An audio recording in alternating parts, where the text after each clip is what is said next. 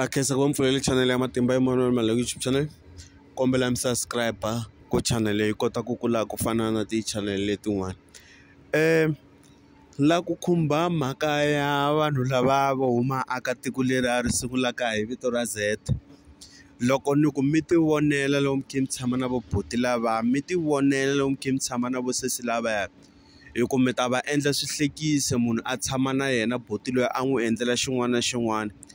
Ivi loko nkarhi wu fikile ivi hlongora buti loyi a tlhelela nkarhi kwavo i buti a nga hlamuli, kumbe sesi i n'wi endla sweswi i n'wi endlaka swona. Se loko ku fike nkarhi ku sesi a na ha ku lavi ni ti kumele un'wana munhu. Tanihileswi ni nga vula vanhu lava a va hlamuli loko i va hlongola i kha hanya na vona ka timhaka ta rirhandzu or ka relationship. Ku va i sivela ku vanhu lava loko va fambile va nga ku sorry va nga ku dombeli or ku ku loya or ku pfalela swilo evuton'wini. Siku ro sungula loko i kha miroho na buti luya, make sure ku n'wana mhani a wu hlambi.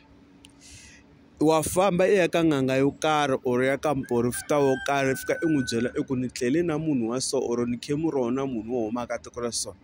Ni kombela ku i ni sirhelela, i ni hlambisa, i ni endla swilo ku loko se ku fika laha mi kuma ku a hi twanani hi marito ni nga humeleli hi swo biha, ni nga humeleli hi khombo. Ni le ka vavasati swi tano, i kuma ku ni ri jaha ni rhandzana na yena sesi luya i nga hlambi. Famba ka vanhu lava ni vulavulaka hi vona tin'anga or maporofita va fika va ku hlambisa hi mirhi yo karhi or hi swiwachi swo karhi, swilo leswiya swi suka emuzimbeni.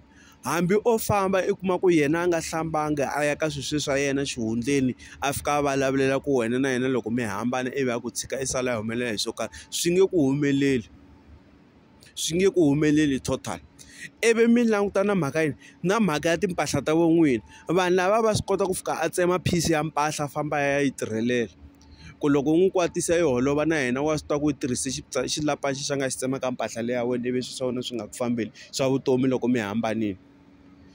A ni mi kuma ku van'wanyana mi kuma ku mi tsarisa mavito hi mavito ya n'wina instead tsarisa mavito hi swilo swa buti luya, hi mhaka ku huma ematikweni ra le handle ku loko ni lava ku ta ku loko a lova kumbe a ku humelela something ivi a kuma jackpot.